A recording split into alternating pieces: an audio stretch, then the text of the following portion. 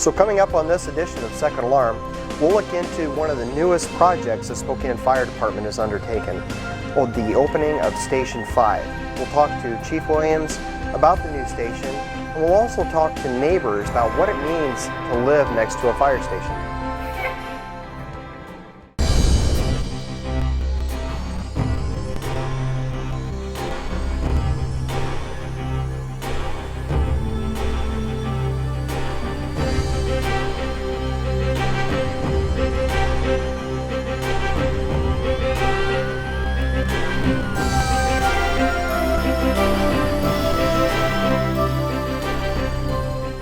Hello and welcome to this edition of Second Alarm. I'm Assistant Chief Brian Schaefer. The Spokane Fire Department is set to open its newest fire station, Station 5, at the end of the summer. The station will provide fire protection and EMS service to the residents of Latah Valley and Eagle Ridge. Chief Williams has more. You know, over the years we have seen growth continue in Southwest Spokane, and as that growth continues, we have certainly had a desire to be able to put a fire station and provide a better service down there than we have in the past. Currently the service over the years has come out of Station 4 at the entrance to Brown's Addition, or Station 11 at 32nd and Perry, going down Hatch Road and coming in the back way. Both of those stations, if you get into the far reaches of the Eagle Ridge subdivision, are more than 5 road miles from a fire station. So what we really desire to do for insurance purposes is to have fire stations within 5 road miles. So it's been a long-term goal of the fire department, of the mayor, of the city council, to be able to get to a place where we could have services and provide fire services and provide a better level of response to that area. We were able to, as a result of the federal SAFER grant, which allows the opportunity for jurisdictions to apply, and if they receive it, get additional fire resources to improve service. And we applied for that this last year. We're able to get a SAFER grant, and that SAFER grant gave us additional firefighters that, working in the labor management relationship, we were able to come up with a plan to start providing service in Southwest Spokane. So that's been the long-term goal. We've received the federal funding that's going to allow us to start providing service, and that service will be able to hopefully get started this summer in South Spokane. Traditional fire stations, we have 3 persons per shift, and that's generally to provide fire and emergency medical response. In this station initially, because of the staffing levels, we're going to be providing a little bit of a non-traditional response, in that we're going to have a 2-person company down there that will be operating 24 hours a day, 7 days a week, 365 days a year. And they will be responding on a little bit different looking rig than our traditional apparatus. Traditionally, our apparatus, we use engines. In that case, we'll be using a smaller vehicle that we'll be calling an attack unit. And that attack unit will have normally be staffed with a paramedic on it, so they'll have the capability of providing advanced life support services for medical calls, and they'll also be able to do an initial response on fire calls. If it's a structure fire, obviously there will be other resources coming from other fire stations that will help support them and aid them, so they can get on the scene, they can do a size up, they can, if it's an exterior fire, start initiating fire attack. They will not be able to go in and start interior fire attack, because state and federal law requires that we have at least a total of 4 personnel available. And with only 2 there, they can't safely go in. But compared to the level of service we've had in the past, they will get on the scene much quicker, and particularly in medical calls, be able to provide treatment much quicker than we have been able to do. There's 2 really bangs for the buck we're looking for here. One, and first and foremost, is to get quicker service delivery to the citizens in their time of need. The extra benefit that we're trying to achieve is to have a rated fire engine, which we will have, that will help reduce insurance rates for those who live beyond 5 road miles from a fire station. So right now, those that live within 5 road miles of a fire station in Spokane enjoy an insurance rating of a 3. on a scale of 1 to 10, with 1 being the very best and 10 being no fire protection. So those individuals have a potential for a lower insurance rate than those that live beyond 5 road miles, and their insurance grade is probably a 9A or a 9B. Which means they would pay higher insurance premiums if they live beyond 5 road miles. So putting the fire station in Southwest Spokane gives us an opportunity not only to get to the scene quicker, but to also have the chance for people to get lower insurance rates. What can neighbors living next to the new fire station expect? We talked to some of our neighbors, and they all reported that it was much quieter than they expected.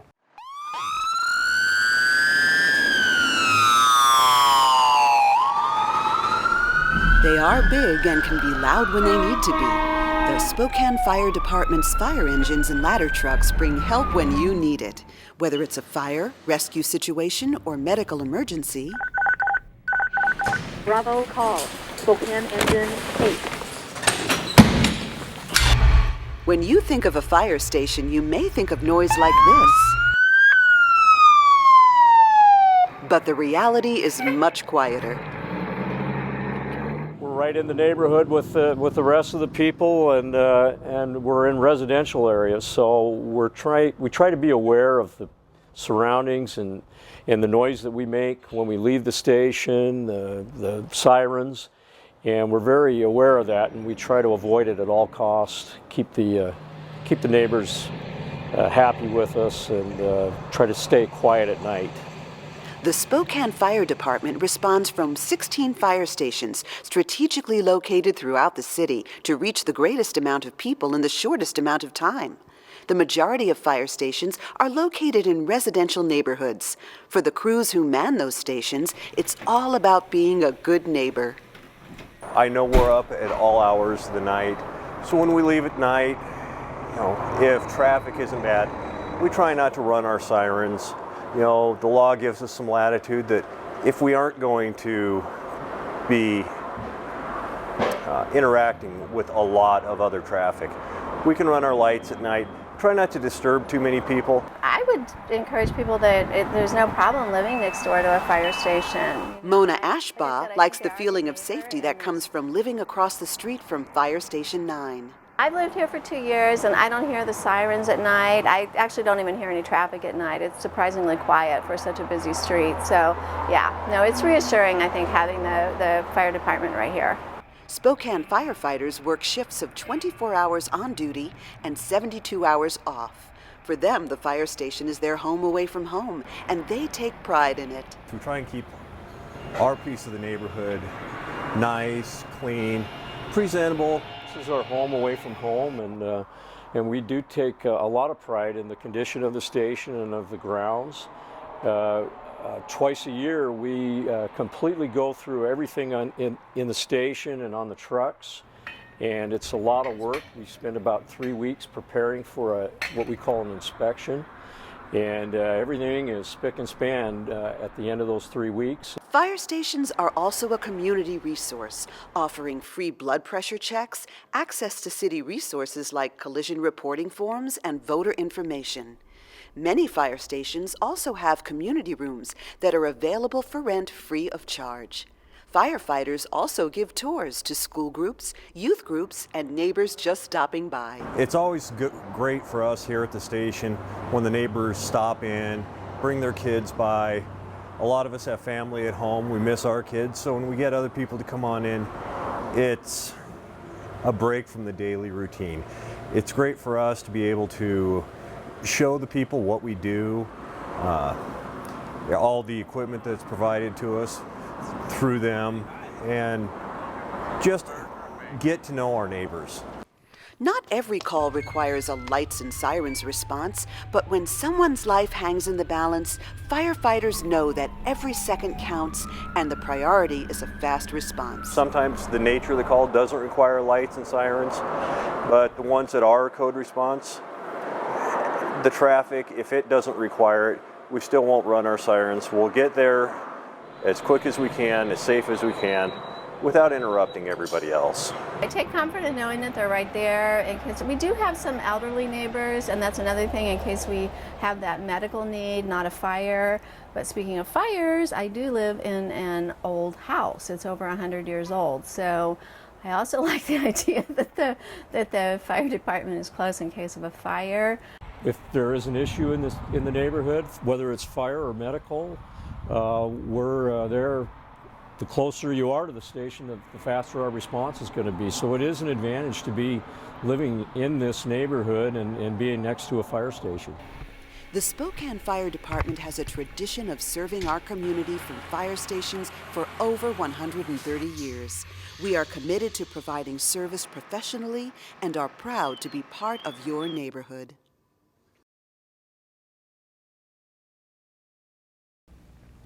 This Memorial Day, the Spokane Firefighters Memorial Project, led by Lieutenant Greg Borg, dedicated the last of 17 plaques for the Spokane Fire Department firefighters that have died in the line of duty. Here are some highlights from the ceremony.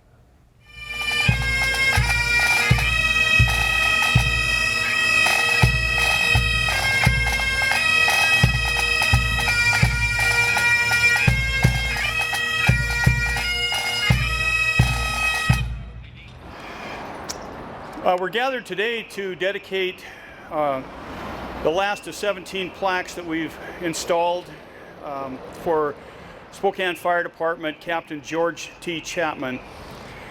One of the best parts about this weekend is we have a family of Captain Chapman here, and I need my crib notes for this that my daughter's made for me. Captain Chapman was 27 years old when he died. His wife was pregnant, and he had one child already. He had a daughter named Georgina, or named Ruth, and then the daughter was born and they named her Georgina. His wife's name was Caroline. Today we have his great-granddaughter, Chris Jones, has come all the way from Nebraska to be here for this event today. Chris, right here in the front.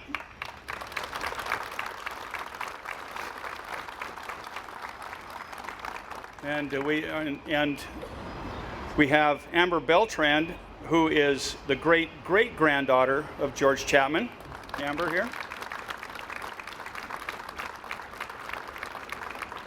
The next thing I want to do is tell Captain Chapman's story.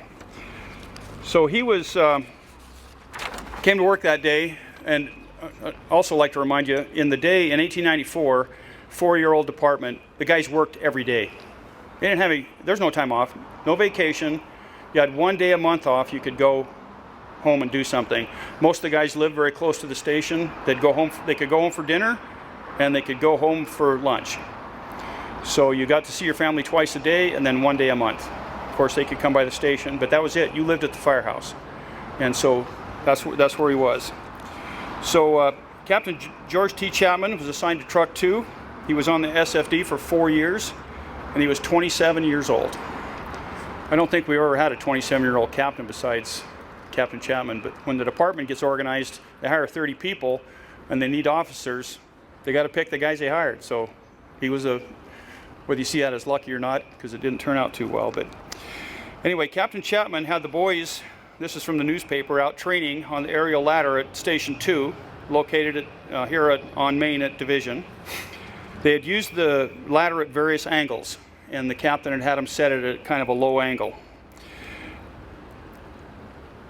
Some of his crew said, "That's not really that safe like that. I don't think we should climb it at that angle." And Captain Chapman, wanting to lead his troops and show, well, I can do it, then you can do it. So he climbed up the ladder, and when he got to the top of the ladder, the tip of the ladder broke off and he fell.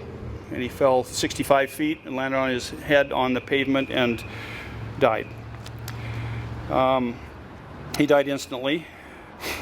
The newspaper said he was among the best known of the firemen and was always enjoyed the respect and confidence of the chief and his comrades. That's from the Spokesman Review in 1894. The Spokane Fire and Police Departments formed an honor guard, and they had the entire fire department in a procession from on Main Street here, with all the fire apparatus and the police and the marching and bands. So that was quite the procession. It was front page of the newspaper.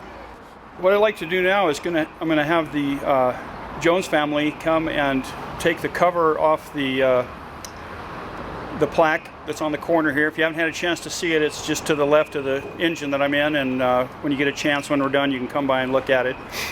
And when they pull the cover off, we're gonna have Piper play Amazing Grace for us.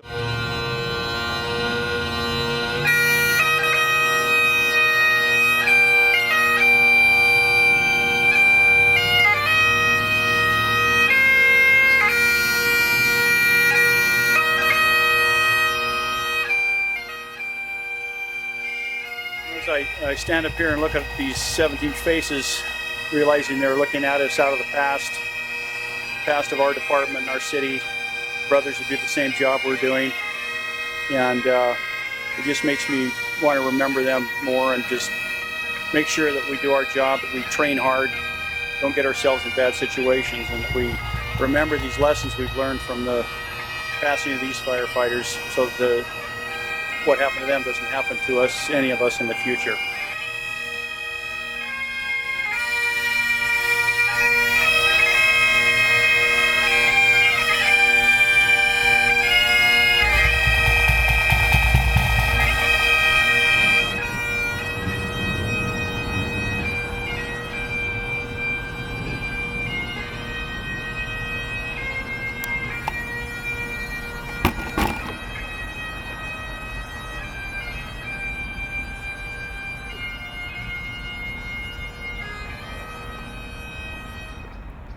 Spokane Fire Captain Roger Libby has been on a personal mission to climb 110 flights of stairs for each of the 343 firefighters who died on September 11th at the World Trade Center.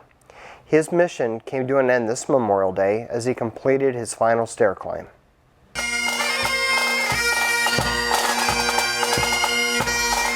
Today, we're here for my final climb. I want to thank you all for coming. It means more to me than you will ever know. That support is what's kept me going all these years, all these climbs, and all these steps. Today is a joyous yet somber occasion for me. I began this journey actually on October 21st, 2012, with one thing in mind: to show my admiration and respect for 343 incredibly brave men who, in spite of the tremendous danger, risked their lives to save others, and in so doing, they made the ultimate sacrifice. At the time, I had no idea where this journey was going to take me or how it would end. This mission was never about me. It has always been about my 343 brothers, the 2,977 innocent people killed, the countless families, friends, co-workers whose lives were changed forever. September 11th, 2001 was not only the deadliest day in fire service history, but it was a day that changed the world forever. Thankfully, it was also a day that saw the American resolve rise to the highest pinnacle and vaulted American patriotism to a level never before witnessed in our lifetimes. It was that pride and determination that has resided inside me ever since, inspiring me to do something special, to leave a legacy that will hopefully influence others, to leave a mark before I retire from this job that I love and have been a part of for nearly 35 years. From the beginning, I have tried to accomplish this feat with humility, appreciation, compassion, pride, and dignity. I sincerely hope that I have accomplished that goal. I also hope that I have made my family proud and demonstrated that all of us possess the ability to do special things in life and to make a positive difference. All it takes is initiative, desire, determination, and effort. But as I look around the room, I see so many friends and family and supporters, people that have done so much for me, contributed so much, but the most important thing that people have given me is their moral support. And I have to tell you that probably the most important words that I hear from anybody is, we're proud of you. And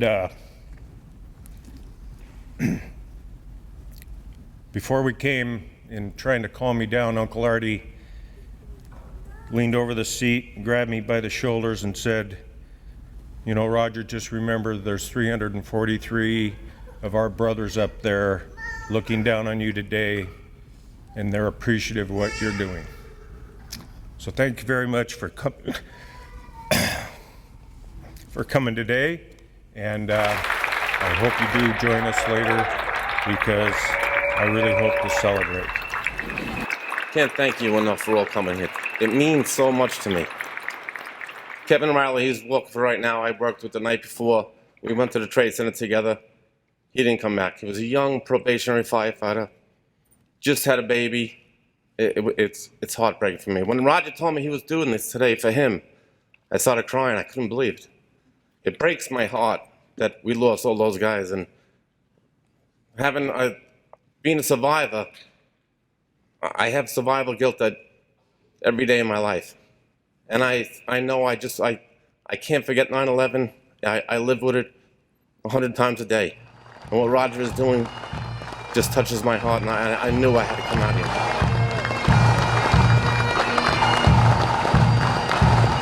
That's what the fire department does. We help people every day. We love people. And that's what it's all about. All you new young guys out there, it's in my heart, the fire department. I want it in yours. Do the best job you can always. God bless you.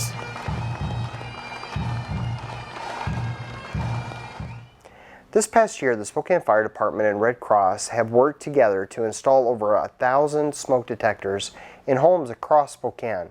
Fire Marshal Lisa Jones has more on this very important program. We're an older city. We've got a number of old homes throughout the community, and we've had a couple of fatality fires, unfortunately. And it's so preventable. That's why it's so upsetting that we lose people to fire. You know, anytime we lose a life or we have injury as a result of fire, it's just a terrible, tragic loss, and unnecessary, because it's so preventable with these relatively inexpensive little devices. These smoke detectors, you know, they cost about $15, $16, so it's really important to have those in their home. Works. And then down here we have one bedroom.